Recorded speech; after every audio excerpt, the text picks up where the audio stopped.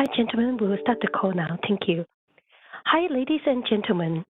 Good day and welcome to sona Comstar Q2FY23 earnings conference call. Please note all participant lines are now in the listening mode only as of now, and there will be an opportunity for you to ask questions after the presentations concludes. Please note that this call is being recorded, and we request you to place your lines on mute except when you are asking a question. And here is a disclaimer for the call. So some of the statements by the management team in today's conference call may be forward-looking in nature, and we request you to refer to the disclaimer in the earnings presentation for further details.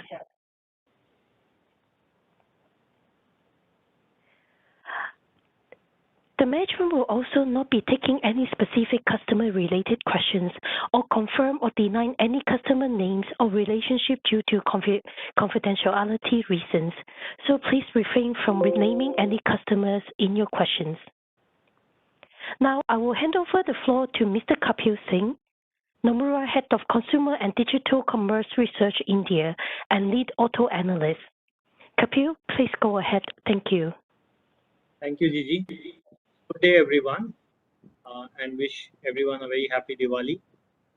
To take us through the Q2FY23 results and to answer your questions with us, we have the management team from sona Comstar, led by Mr. Vivek Vikram Singh, MD and Group CEO, Mr. 𝗗𝐿 Deshmukh, Group CTO, Mr. Satmohan Gupta, CEO of the Motor Business, Mr. Vikram Verma, CEO of the Driveline Business, Rohit Nanda, Group CFO, Mr. Amit Mishra, Head Investor Relations, and Mr. Pratik Sachan, DGM Corporate Strategy and Investor Relations.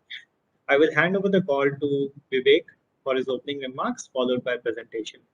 Over to you, Vivek. Thank you, Kapil, and hope everyone had a great Diwali. I have a slide. I actually caught the flu a couple of days ago, so I'm not that well and my throat's a little strained. So do not please misunderstand it for a lack of enthusiasm or optimism. Anyway, on behalf of sona Comstar, I'd like to welcome all of you to the earnings call of what has been our best quarter ever across all the financial metrics of revenue, EBITDA, and net profit. While we are understandably proud of that achievement, we believe that when talking to shareholders, bad news should take the elevator. So as we always do, we will begin with the negatives. First, one of our major erstwhile markets, Europe, continues to remain under pressure from the demand perspective. On the cost side, like we predicted last quarter, raw material prices have started cooling, but not by much. So pressure on margins from the input side is not completely alleviated.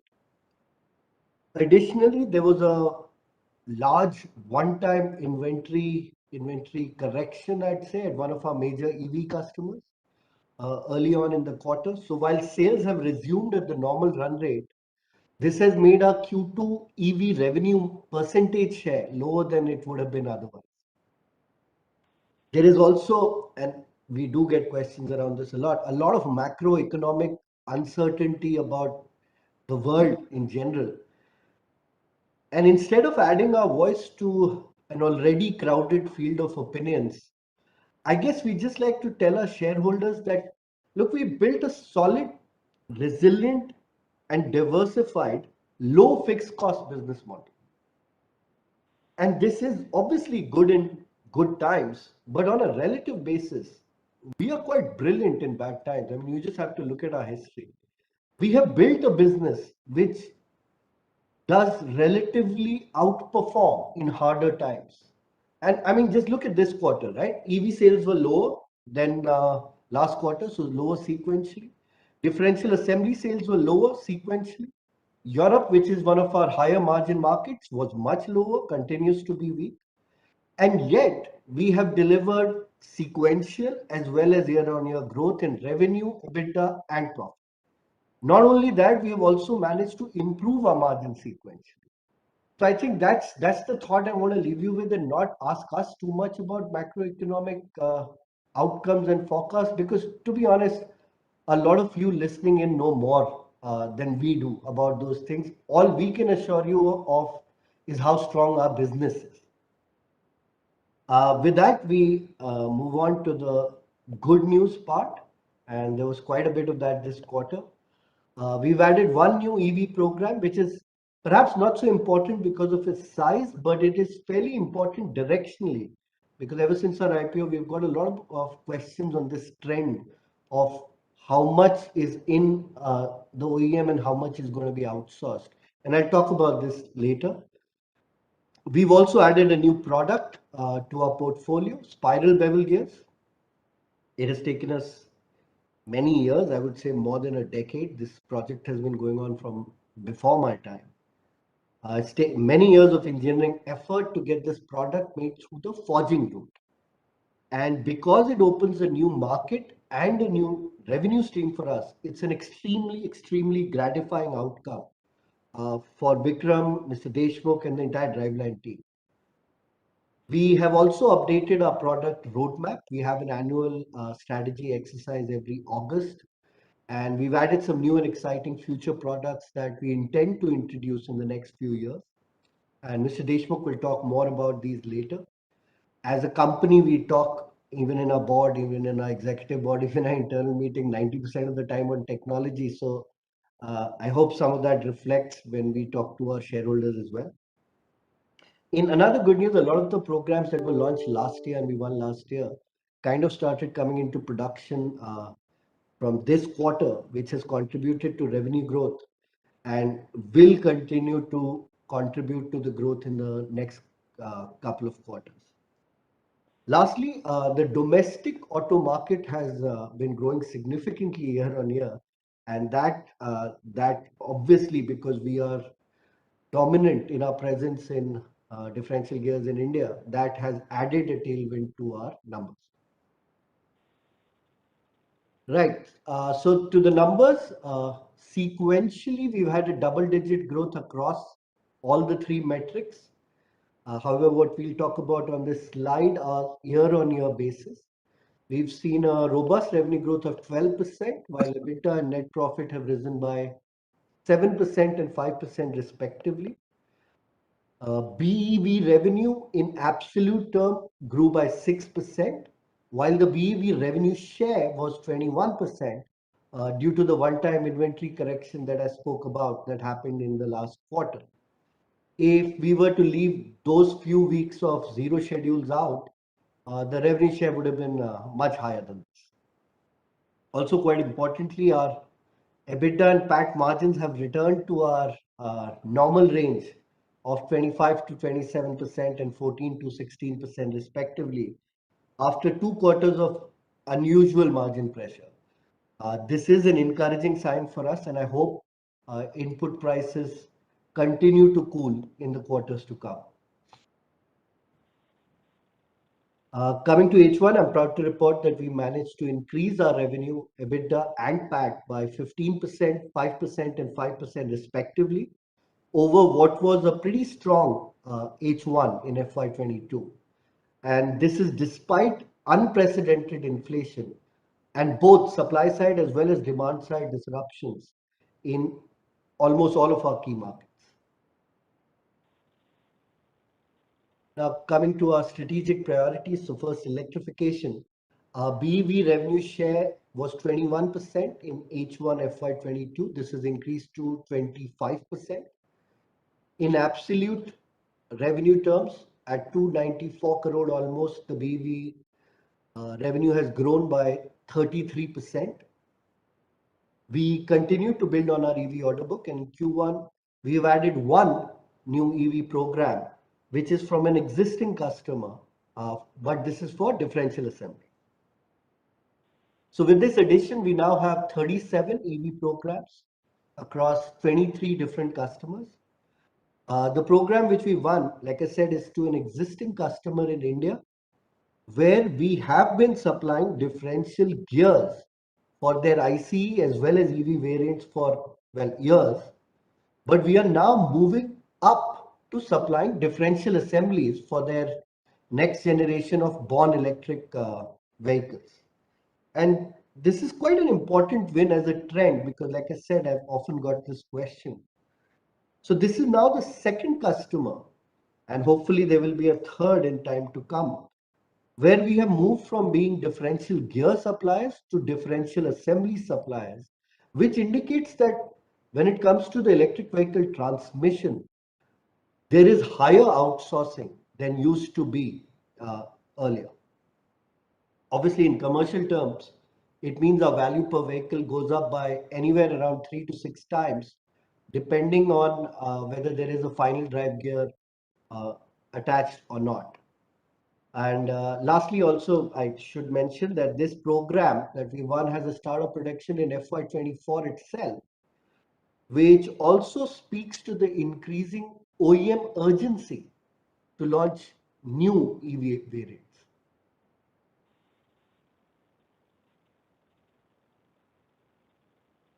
This brings me to our net order book. Now, we did consume some parts of the order book as some programs entered serial production or ramped up. And that's the key reason for our sequential growth. And the addition of 4 billion means that our net order book stays at 205 billion at the end of Q2. The only change worth mentioning here is the increased proportion of EV going up to 68%.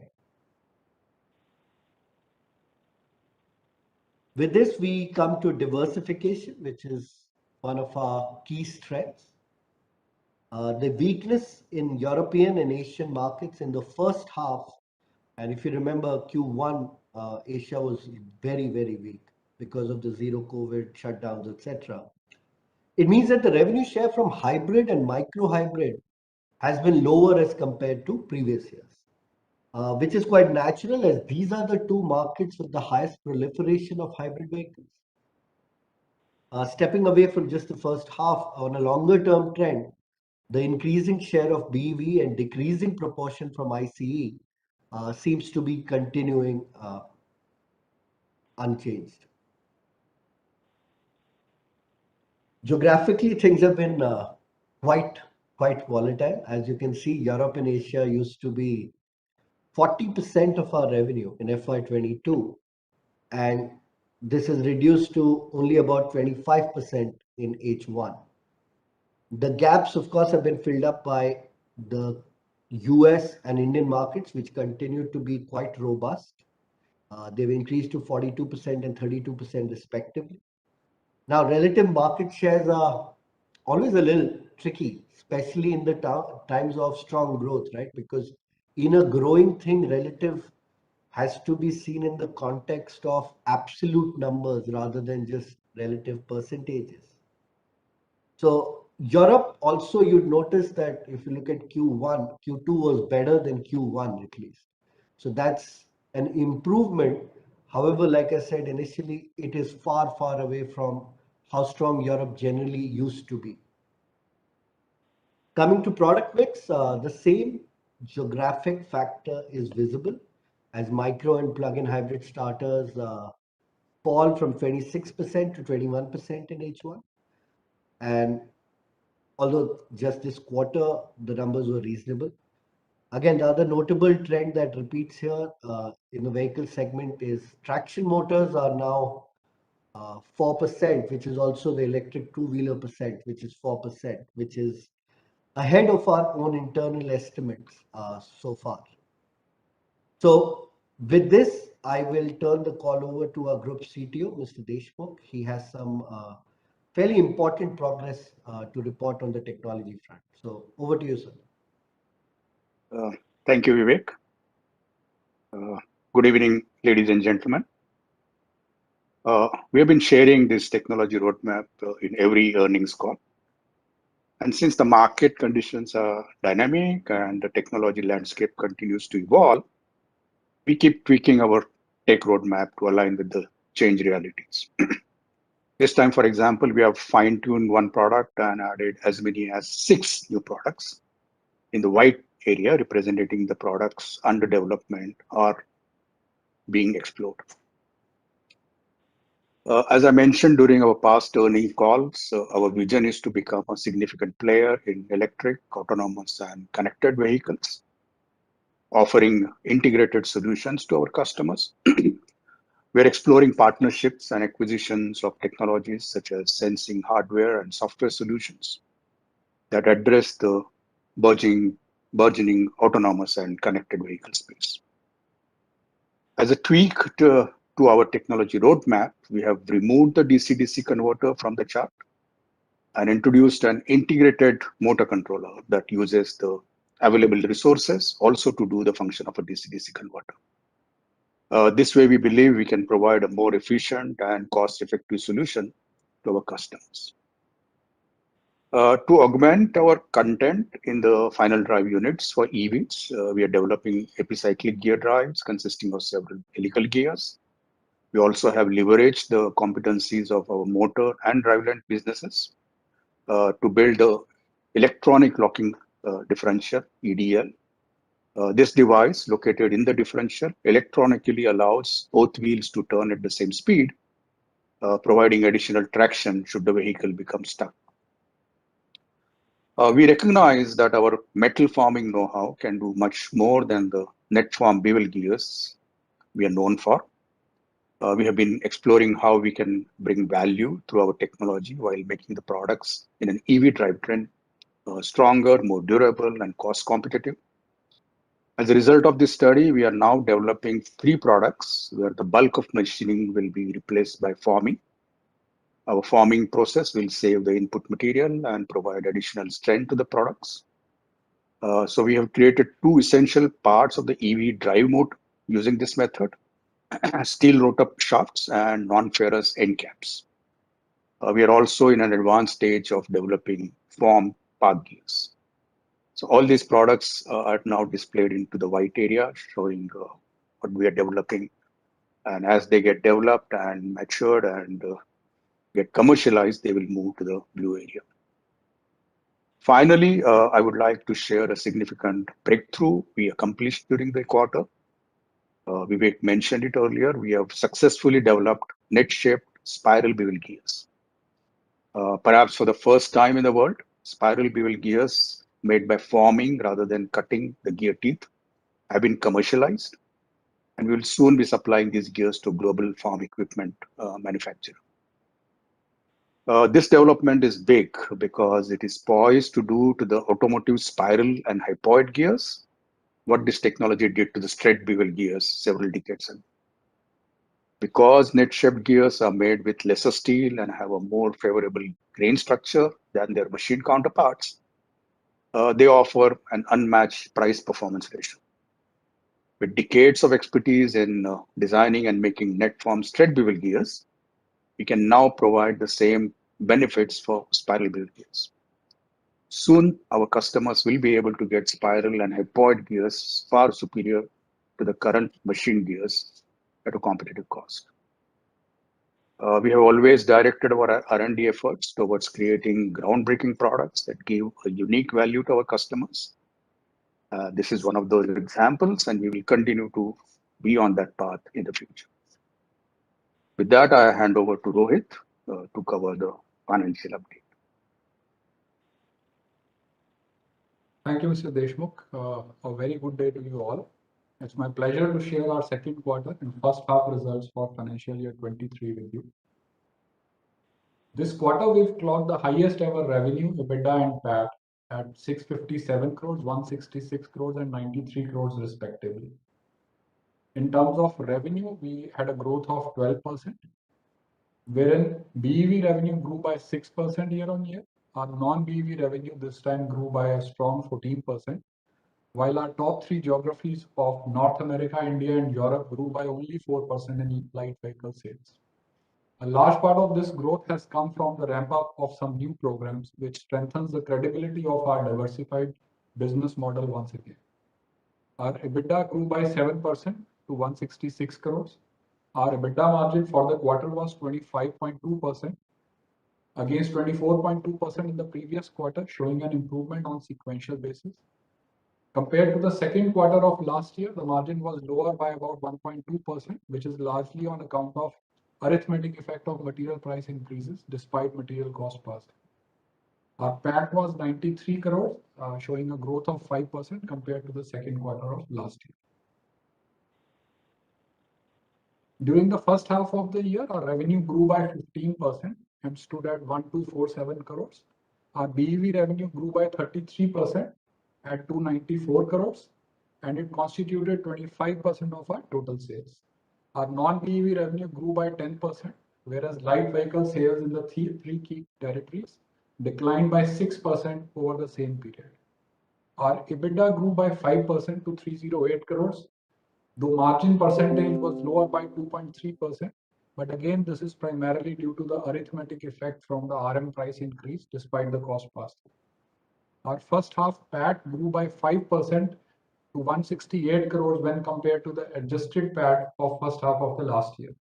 Last year, first half PAT, as some of you may recall, had an exceptional income on account of reversal of IPO expenses, which has been adjusted to arrive at a fair comparison of the numbers.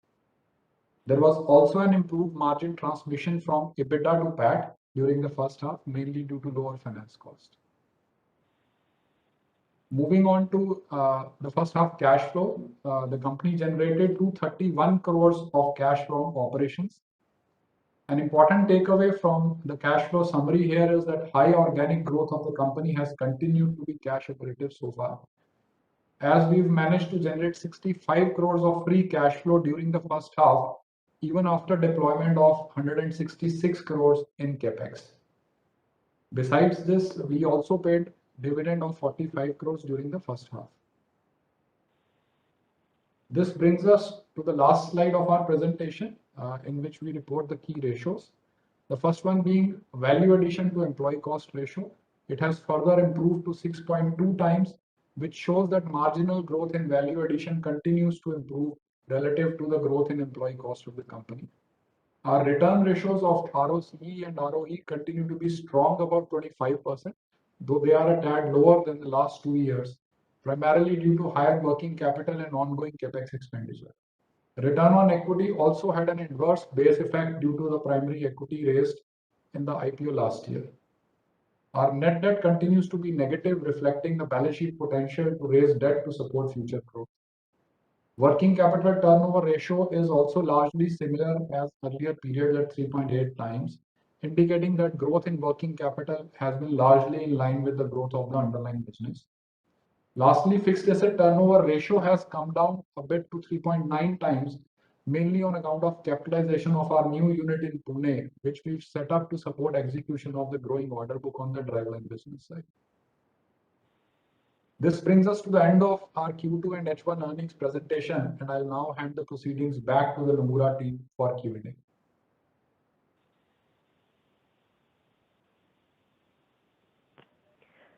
Wonderful. Thank you very much, management. We will now open the floor for Q&A sessions. So if you wish to raise a question, please use the raise hand function located at the bottom right of the WebEx page. We will unmute your line and prompt you to speak, or you may submit your question through the Q&A chat box addressing to all panelists. Please be reminded to keep your questions to maximum 2 questions. If you have more questions to ask, please return to the queue. Thank you. So first up, we have Mr. Garfield. Your line is unmuted. Please proceed with your questions.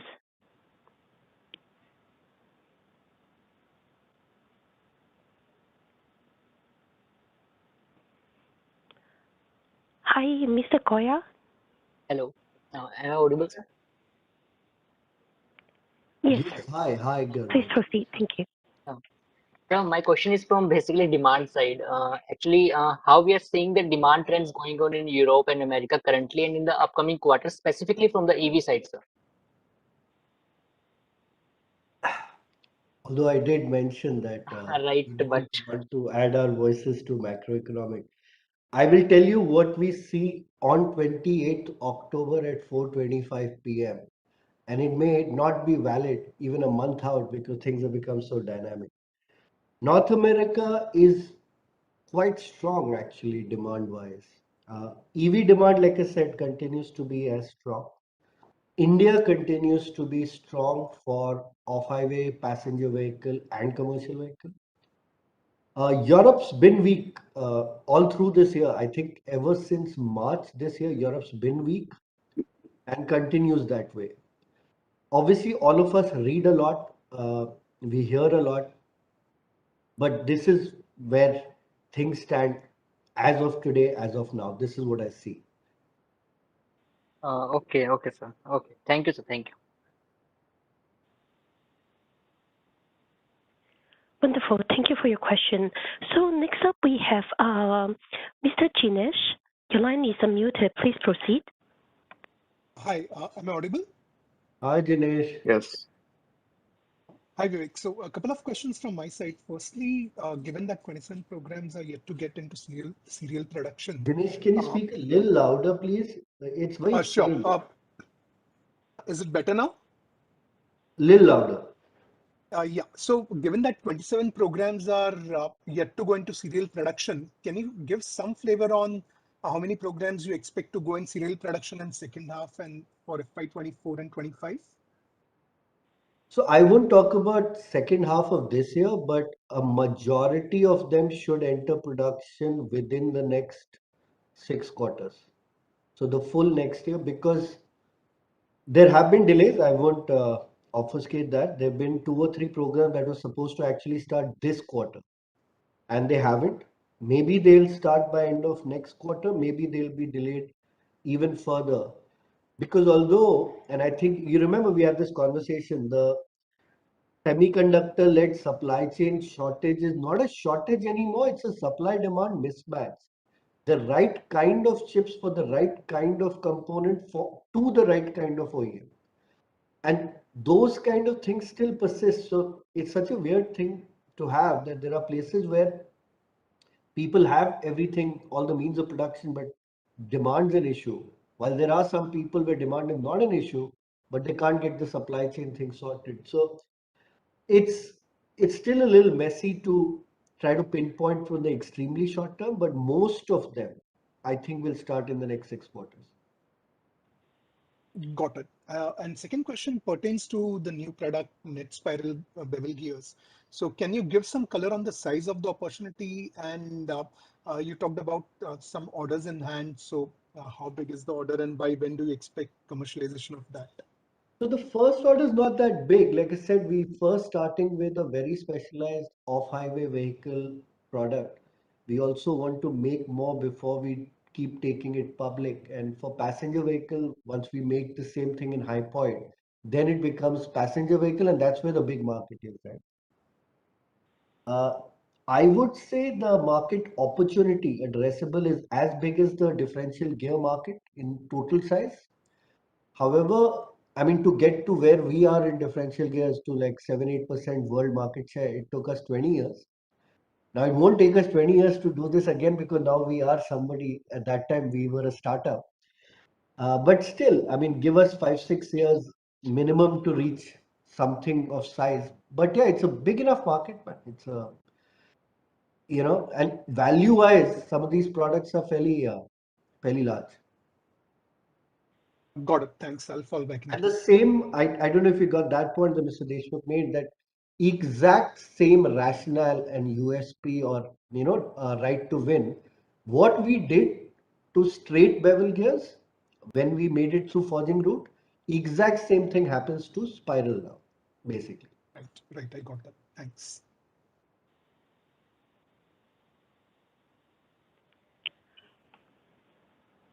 Wonderful. Thank you very much. So next up, we have Annie. Annie, your line is unmuted. Please proceed with your questions. Hello, Mr. Vikram. Can you hear me? Hi, Annie. I can hear you very loud and clear. Thanks. Vivek, I might go to this topic again on that Europe trend and demand, right? So sorry for that, but I need some clarity, right? Specifically 1 or 2 areas, right? Where are you seeing any trend where a customer has a budget for a particular EV project and they are putting those on hold because of ongoing whatever, right? It's like too many things are happening at the same time. So are you seeing trends on those lines? Number one. And number two, when you said that other markets, right, like particularly India, right, you said that demand is strong and we have domestic consumption and stuff, and infrastructure is booming here in India. So are you seeing any demand like those offsetting your near-term losses in other geo? So, thanks. I'll take the second part first. I mean, this is the first time we've even crossed 600 crore revenue in a quarter. So we are actually at 650 plus. So this is the best we have ever done. No. First Despite of all, our- I would congratulate you for that, Vivek. No. That's all Not there. to Yeah. congratulations, just to give you the challenge of when you grow that much, relative share is slightly misleading. So if you look at Europe, share even now in absolute terms is not that bad. It's just that on a relative basis where everything else is growing a lot, it hasn't grown at all.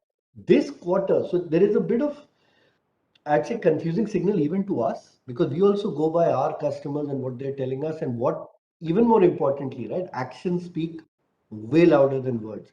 How much are they buying and how much are they picking up every month is the biggest indicator. This quarter was higher than last quarter for us. So although the commentary and tone seems not so optimistic, the numbers aren't so bad in Europe. Other markets, like I said, North America and India are doing fairly well. So nothing to say. But why? Even you know the problem that you can't stick your neck out for too long because you don't know what's going to happen in a month or two. The best thing we can do is be agile, be dynamic, and act with alacrity. So there is no loss to make up, because in a sense, and I'll be more realistic and slightly brutal, if sales are gone, they're gone. You're not going to get them back, because if a guy's delayed their purchase decision by 6 months, it is not going to come in this time frame. And if you lose time in pursuing anything as valuable as it may be, time is the most valuable commodity. So you have lost that. So I don't think anything gets made up, because we cater to the global vehicle market. If enough global vehicles are sold anywhere, we'll be okay. But yeah, if something happens that affects the whole vehicle production, that's more challenging. Thanks, Vivek. Thanks for that.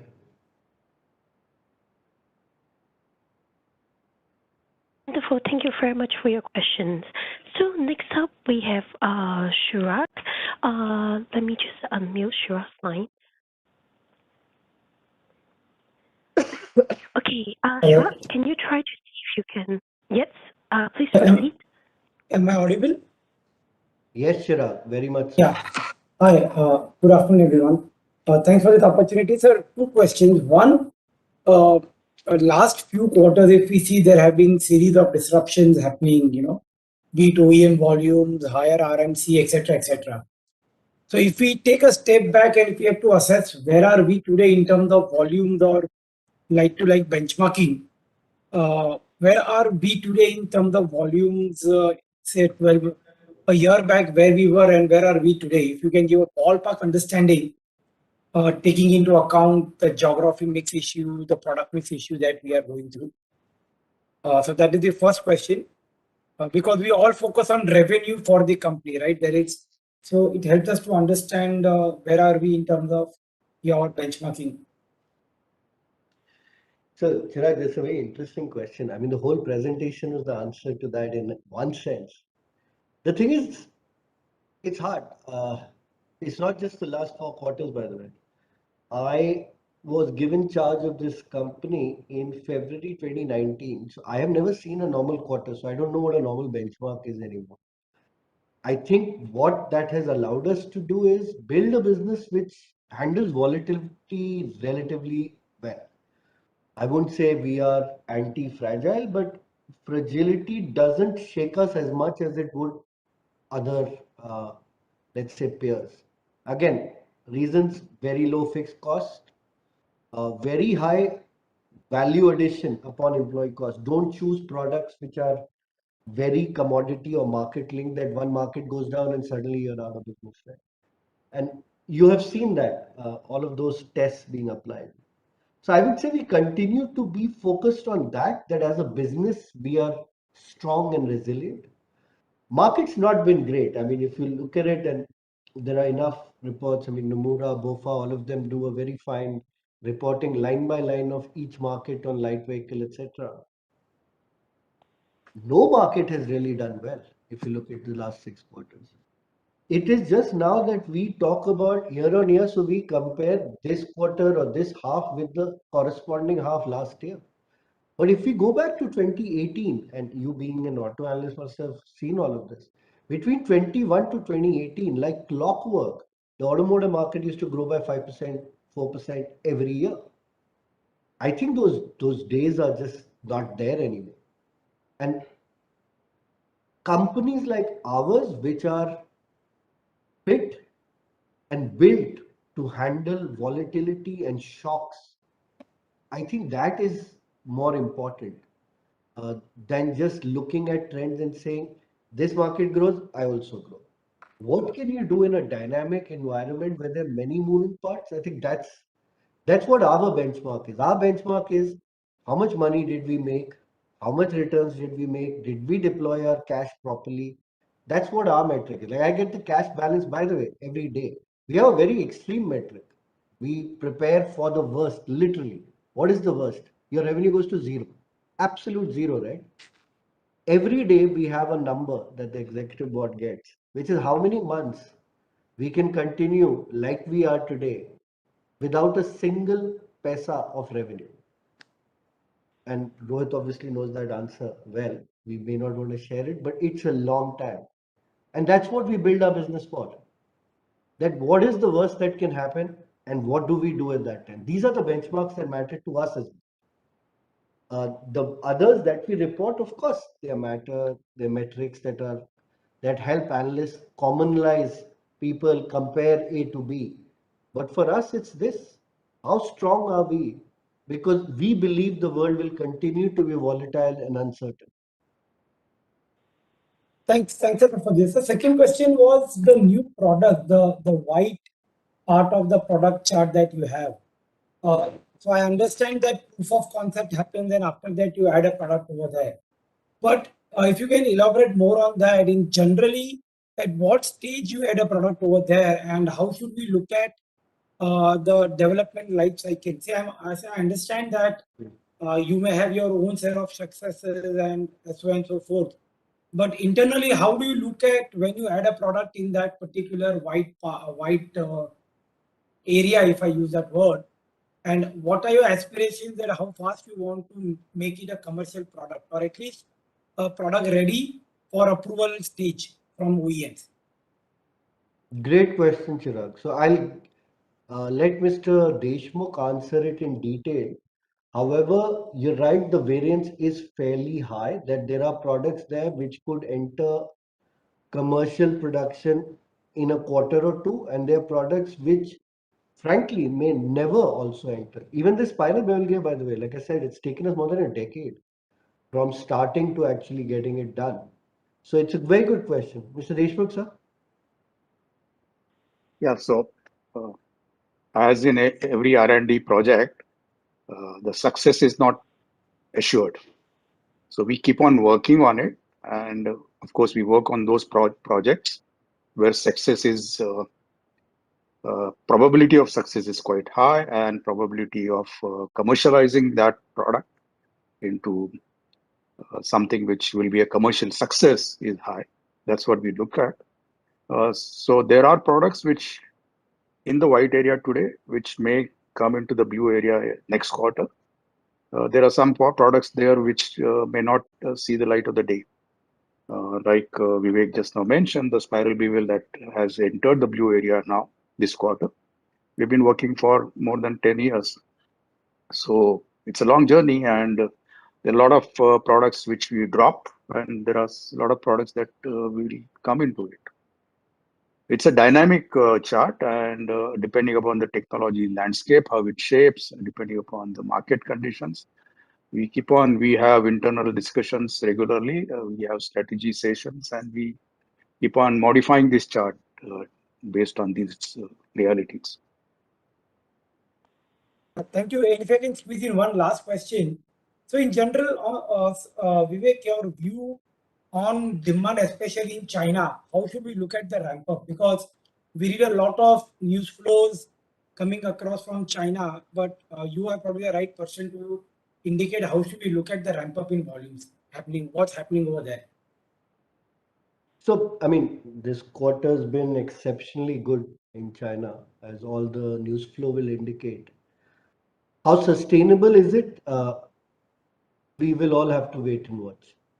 I'm not 100% sold that it is intrinsic and structural. I think there are other elements. There may be subsidies, there may be incentives, there may be other factors at play. Unsubsidized latent demand converting to actual demand, that's a real thing, right? When you have a huge class of people who want to buy and then they eventually have the means to buy those vehicles. So again, I will be slightly more skeptical about that. No, but if you look at next few quarters, say next 4 to 6 quarters, can we assume that this kind of run rate that we have seen in last quarter is sustainable in short term, say next 4 quarters or 6 quarters? That is the indication are you getting from your OEMs? No, so are you talking about us or are you talking about the China automotive market in general? Because we are very small in China and China is a very big market. So very different things. Yeah, I was actually trying to figure out for both, to be very frank. If you can address both of this, it would be helpful. No, macro and micro, very different, Chirag. Because see, micro growth can double when you're that small, right? You just have to win one new program and you can double. So that is, and that is not very consequential, to be honest. I would focus more on North America, India, and Europe in that order for growth. Okay. Thank you. Thank you very much. Come back.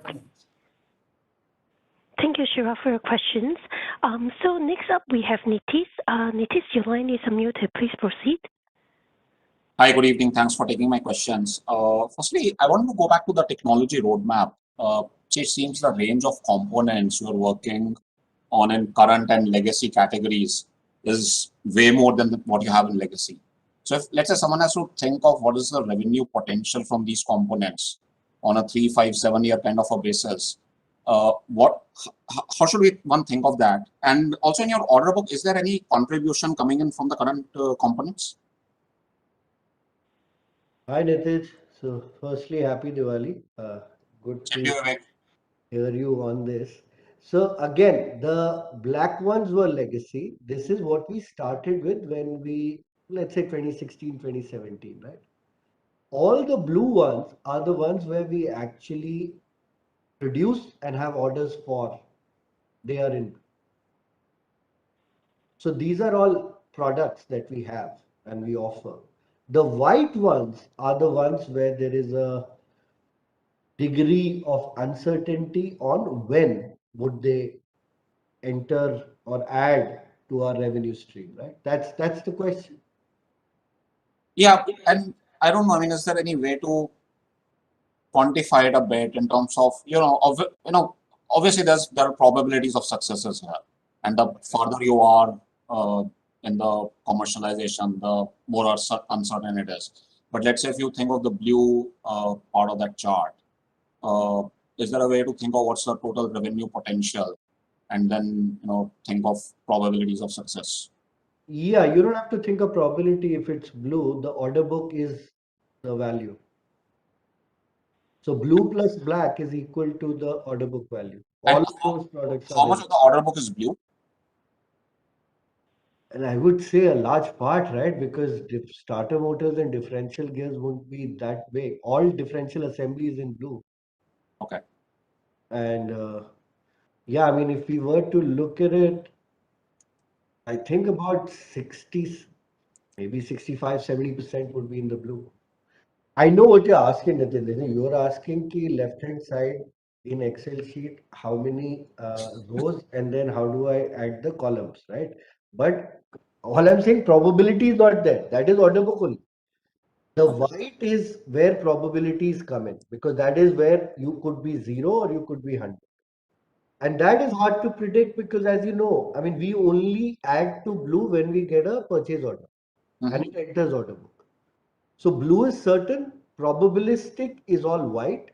But, you know, if you'd met me in 2015, 2016 and you'd come to our office, we made one product, that differential gear. So this is all that blue is just last 6-7 years of work. And our revenues would be perhaps one, I don't know. Pratik, what's the revenue share from differential gears? 20%? Less than that.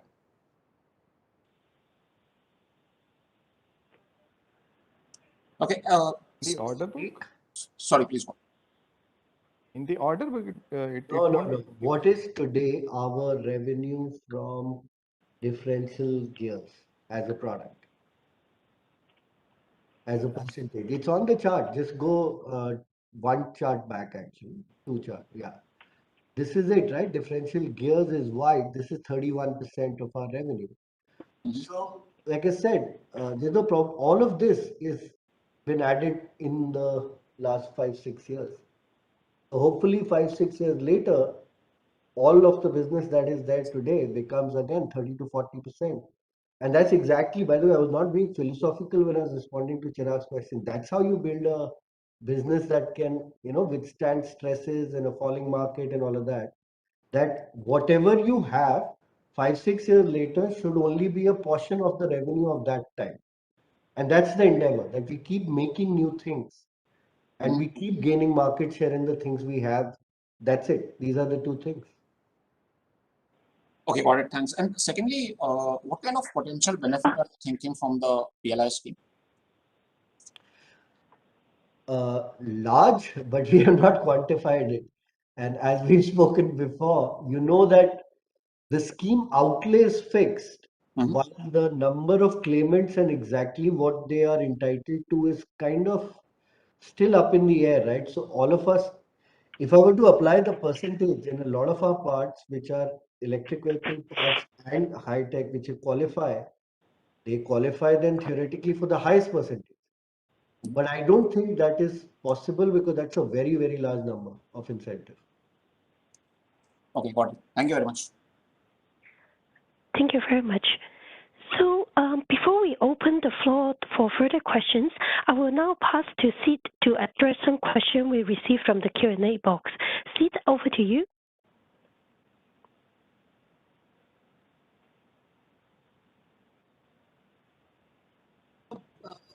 Radio on the roadmap we had shared in the past on various technologies like NDIMM, IRP, etc. on the motor side, which we had done, and we had planned to sort of start production in the next couple of years. So any update or any progress can you share about where are we in terms of the clientele and the plan to sort of start those? Thanks for that. I'll ask Mr. Deshmukh to respond to that. I think 3 IRP and NDIMM and C-motive.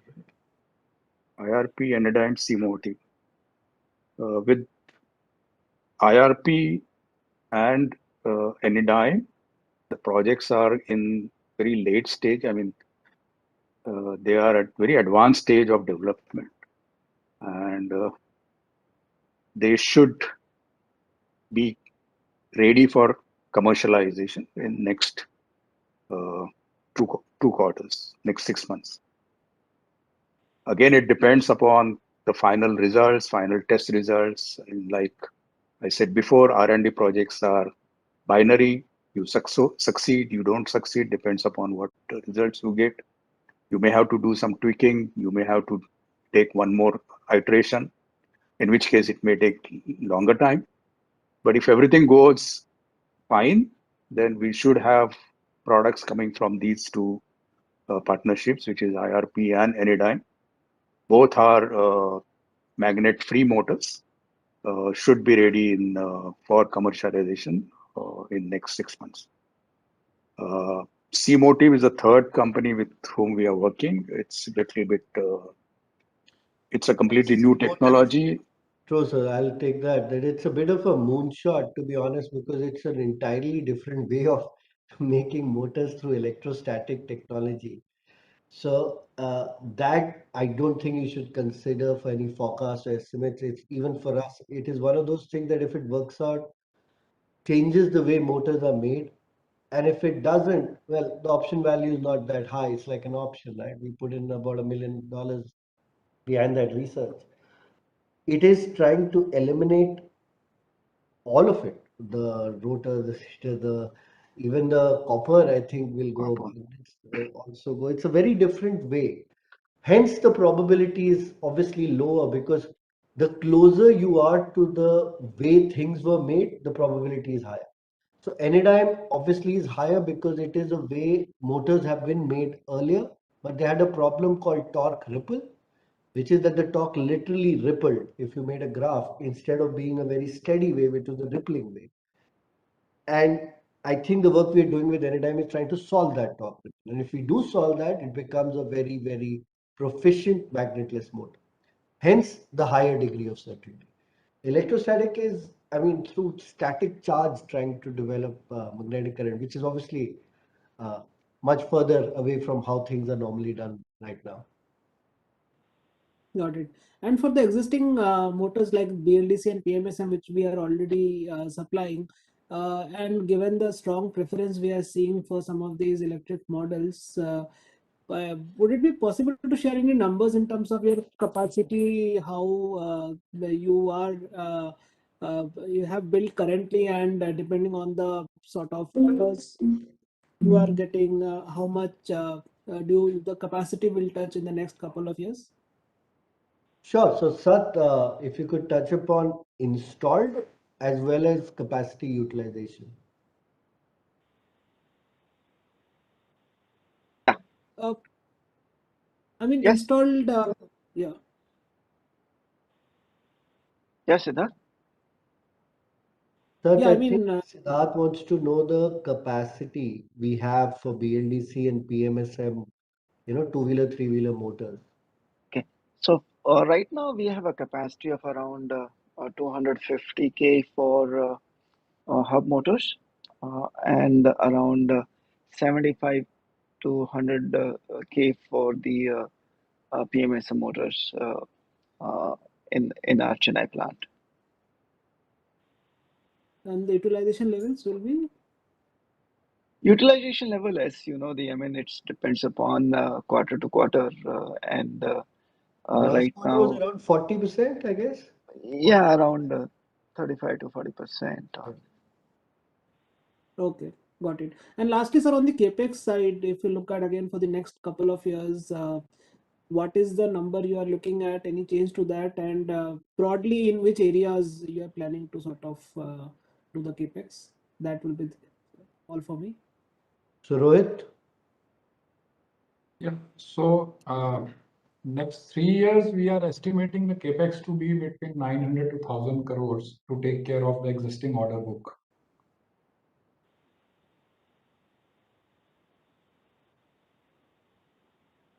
Okay, and the mix between it only goes up and down depending on, if you see that the near term something is not going very high or whatever, then you kind of push out the cash flow. So cash management of capex is a different thing from commitment of capex. So we are fairly actively monitoring that. I think the second part, Rohit, he wanted to know was which areas. So I'll answer that. Most of it is actually towards, I would say, the largest would be differential assembly and final gear and other EV transmission parts that we also showed in white. Some of it we'll obviously start doing. The second largest would be towards the IM, the integrated suspension module product. The third largest would be towards adding more differential gear capacity, which also serves, by the way, the differential assembly business. And fourth would be the traction motor. Obviously, there is zero capex deployed for starter motor. So it would be 80% for the driveline business and about 20% for the motor business. Okay. Thanks a lot, sir. Thank you very much, Sid. Thank you. So next up, we have Bastet. Just a remind investors that due to limited of time, please refrain to 2 questions per person. Thank you. Bastet, over to you. Yeah, hi, thanks. A couple of questions. One, as in your presentation also, you have explained, and earlier also we discussed that the optical effect of metal inflation impacting margin. So with metal prices correcting since what, almost June, how much of the revenue is reflecting metal deflation this quarter, and what part of that potential optical reversal in margin is already there in the numbers? Thanks, Vastev. Not much has happened for alloyed steel actually. Only 5,000 rupee per ton was the reduction that we got. So not that much as we were expecting. But yeah, it is already in the margins. Rohit, Vikram, you want to add to that? Or if you're seeing anything more? Just expected to understand how much potential of that reversal is still pending compared to the 300-350 bips of negative impact. Huge. I mean, we are still at almost the second highest steel prices have been in perhaps a decade. Yes. And this 5,000 rupees per ton is on a base of how much, sir? So, Rohit, you want to share? Do you have a slide on the build-up, how it has kept going up? I mean, 5,000 gets us to what the prices were in March 2022.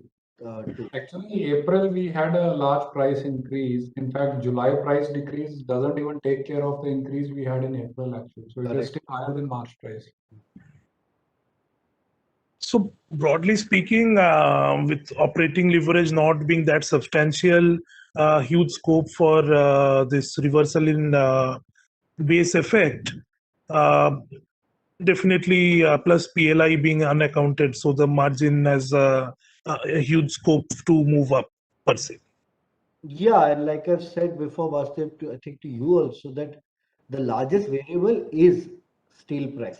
That is the biggest variable. If you remember 2020, our margins had reached almost 30% because steel prices became quite low. And since then, it just kept climbing to this level. And like Rohit rightly pointed out, that this is actually not even the price increase we happened in April has also not been reversed. So this is the second highest price point in the last, I don't know how many years. Sure. Thanks. Wonderful. Thank you, Pastor. Next up, we have Jay. Jay, your line is unmuted. Please proceed. Hi, can you hear me? Yes. Yes. Loud and clear. Congratulations, team, for a great and a superb quarter, and hope you guys had a great Diwali. So I want to ask you this question, Vivek. So as we've seen in the last few quarters and even prior to listing, majority of our order book used to be, maybe 6 to 8 quarters or maybe, in that range down the line.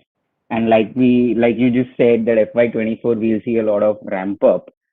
So in a way, can you say that, last 3-4 years, the industry itself has been adopting the standards to EV, and hence now the shift will be much more quicker even when you get orders. Like I think last quarter I asked you this question where from the time you finalize the deal and when it goes to production, how much time does it take? And now you see a majority of our 205 bill order book coming into production in FY24. So would you be able to say that now, okay, the curve of adoption can be much steeper? So Jay, look, very astute of you, number one, and also happy Diwali. I did not have that good a Diwali because I fell ill, but still. So yes, in a way, if I were to kind of draw a visual analogy, the end time for IC and the starting point for new EV models was actually drawn a couple of years ago. So the people who are late to that point, let's say who are launching new models or who are starting a new model now, they have very little time to go to SOP. So yes, the pressure on us though obviously increases a lot for these customers that I think I mentioned today, and good, I think you caught it, that I said that there is this program we won, they want to start next year. This is not usual. 18-24 months is the usual time. So I think a lot of OEMs are now under pressure to catch up, and this trend will accelerate. And I think Europe's already passed. 2035 is now a hard cutoff, right? ICs have to drop off. If you have to now start doing new model launches, let's say you're a car maker, right? And you have a car launch in 2027. How many people would think of launching a diesel or petrol car in 2027 outside India, of course? That number is very low. So when you know that already, and you know that it is inevitable that you have to launch only EV variants, now you are getting into a hurry. So yes, yeah, the urgency is increasing. However, and this is a note of caution, hope other people also read this and other suppliers, there is a time period beyond which we cannot crash these processes. These are all safety critical things. There is an amount of time that one must put in testing and samples and validation before we go to market. We do A sample, B1 sample, B2 sample, B3, C before we go to production. So it can't be cut down beyond a point also. But you are absolutely bang on right. The urgency and the tone has shifted to, one of those everything is needed tomorrow. Got it, got it. And just the last question. Now that we are seeing more adoption, and I wouldn't name the OEM, but yeah, they've come with another variant where the price of that variant is just half of their actual variant, which was doing so great. So would it be that, your wallet share per car, as if you can say it rightly, like if Moore's law is applied and if the cost of cars keep coming down, your wallet share per car might go down, but obviously your products will go into more number of cars. Can that be a possibility? It is, right? I mean, if you've seen that chart in which we defined our strategy, we started with very low volume, but very high value and very few number of cars, very high performance. And then we've kept moving down to when EV becomes mass. See, still, whatever said that EV is not that mass. It is still, most of the successful EVs are relatively expensive for most markets. It will become mass one day. So there is a point which will come, but that is, I think, 10 to 15 years later, when EV is the vehicle. There is no other powertrain. There is no competing powertrain. At that time, that which sector do you want to specialize in, etc. Because right now for us, it's how much value total and how much can that be done, balancing two things, return and profit. That's it. There's some things which will have higher EBITDA but lower return. Some will have slightly lower EBITDA but higher return, and you got to balance those two. But yeah, exciting times. Next 2-3 years will be exciting. Yes, there could be a couple of quarters here and there with uncertainties and geopolitical stuff, but I think the direction is pretty clear, and I think it's also getting pretty linear. Okay, okay. Thank you so much, and Godspeed recovery to you, Vivek. Thanks, yeah, thanks. Wonderful. Thank you very much.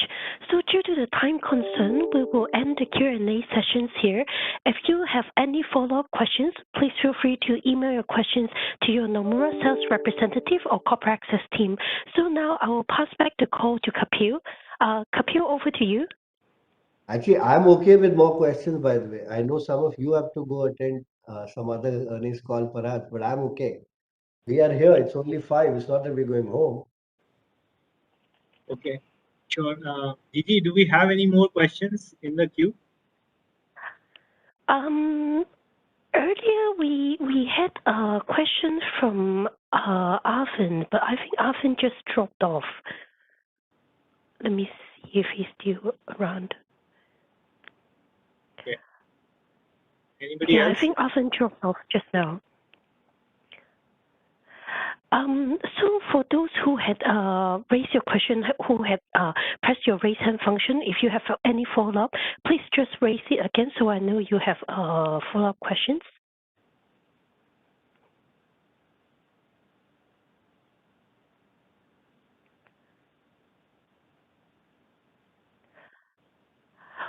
got a new raised hand from Deepak. Deepak, over to you. Hello, can you hear me? Yes, Deepak. Yes. Hi, congratulations for a good set of numbers. I have two questions. So the first is, I believe you were looking for some acquisition opportunities for a compatible sensor-based company, if I'm correct. So how far are we in this endeavor or process? And what products in your portfolio, I believe in the white region, would have synergies if such acquisition will ever takes place? Is it your controller or inverters or next generation motors you're working for? The second one is we are seeing kind of boom in electric two-wheeler segment in India. I mean, recently I was in my village where my grandfather, he bought EV, like electric scooters, so it was quite nice. So what Sona Comstar is basically doing to proactively capture this opportunity? Thank you. Thank you for those interesting questions, Deepak. So first one I'll take, all M&As are binary till a deal's done, nothing is done. Once we do, and if we do, we will, of course, inform everyone. You have very astutely already observed that right inverter and the controller, we control using inversion, so that's why it's inverter. Basically anything, what is the sensor capability we are looking to add, or we are looking to develop that capability is around the software end. We'll not enter the chip or the hardware control of it.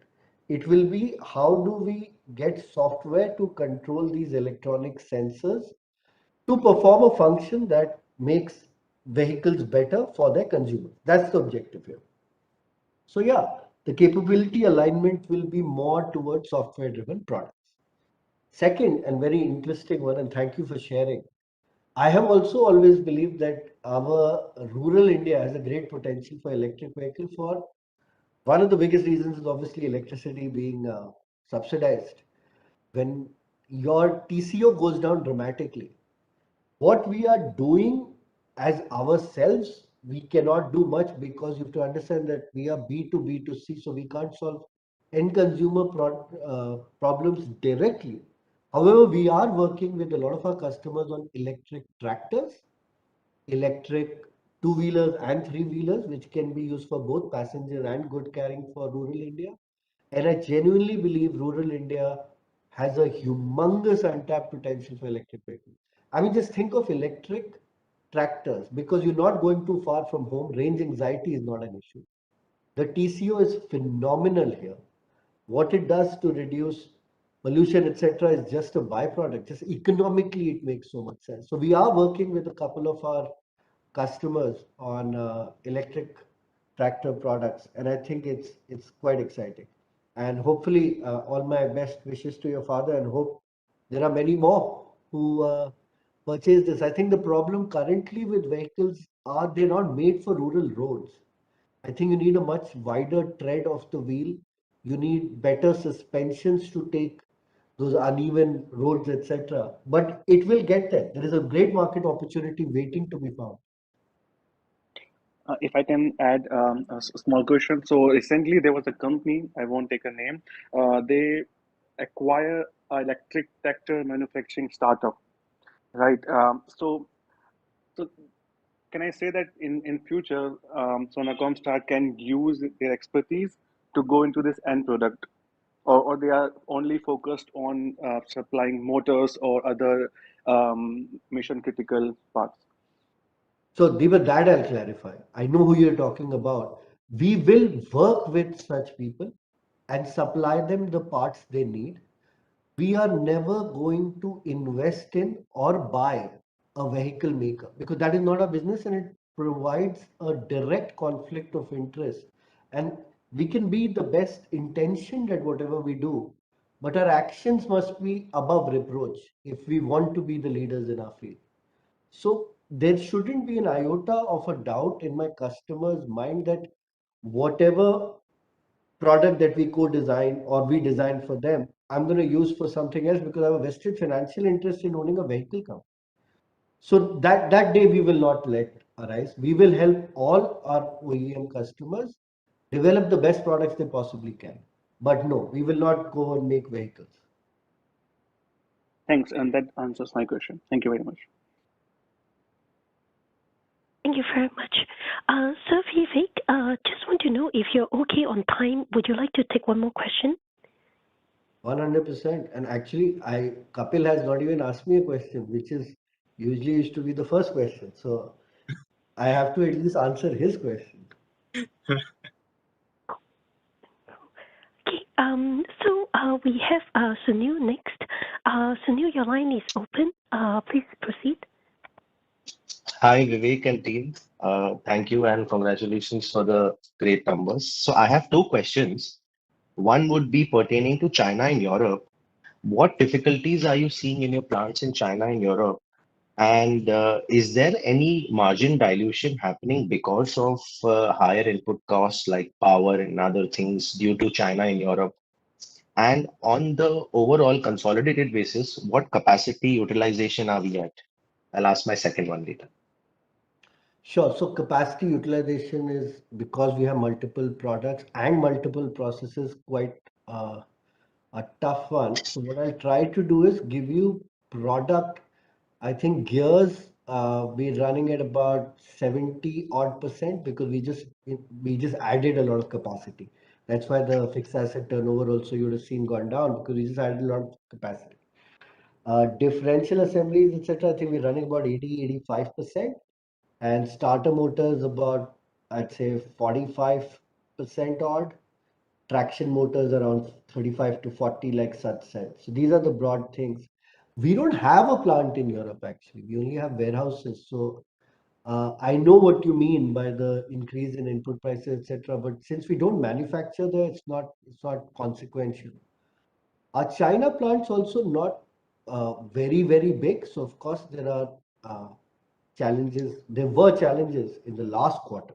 This quarter's been relatively smooth. But Sat, anything you want to add on our China plant? No, Vivek, I think you covered it very well. Right now, we are not seeing a big change in our forecast in the numbers. So any lockdowns or anything else is not really hampering the plant in China? No. Okay. Okay. And my second question was with pertaining to the customers, and also due to the high growth in the BEV and EV segment, is there any cannibalization possible? And do you have a lot of overlapping customers? Because what I see is you have close to 37 customers in the non-EV and about 19 odd customers in the EV segment. So is there a lot of cannibalization which could kind of take growth a little away? Not that much, actually. So if we can, I think I know you're talking about the order book slide, right?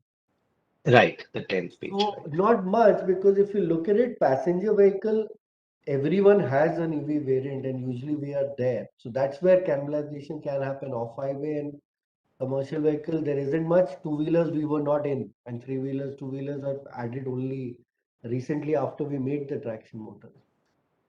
It's not really cannibalization, and I think I mentioned this trend when I spoke in my opening remarks, that for the gear guys, we are actually moving up.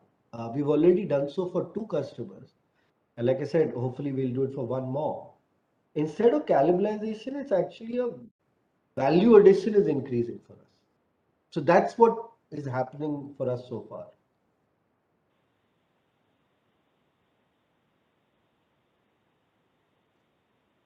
Okay, that helps. If I could just add on one thing, how do you forecast the next few quarters on overall basis? What should be kind? I know you don't give out any guidance or numbers, but a little views of yours, your management. Good, yeah. I mean, it should be good and strong. You know our track record. It should continue to be good. We just don't know how the macros would be, because what is harder to estimate is, the base that you have already. You know which new order books are, how much you'll add. But what happens to the base you have in hand? Does that shrink? And if yes, by how much?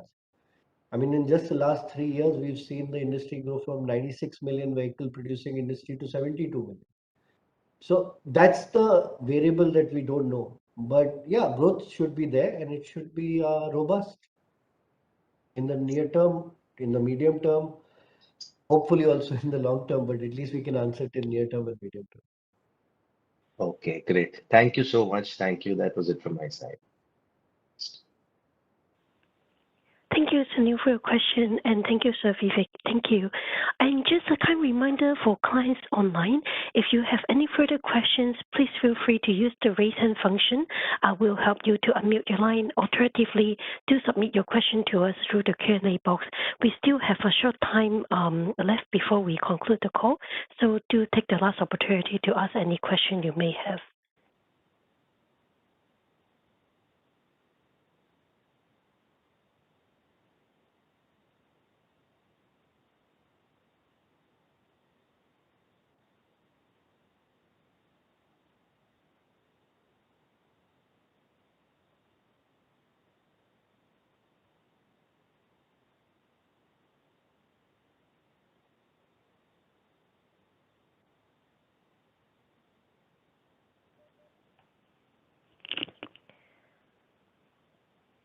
Hi, Sir Vivek. Seems we don't have any follow-up questions as of now. Would you like to end the call slightly earlier with a closing remarks?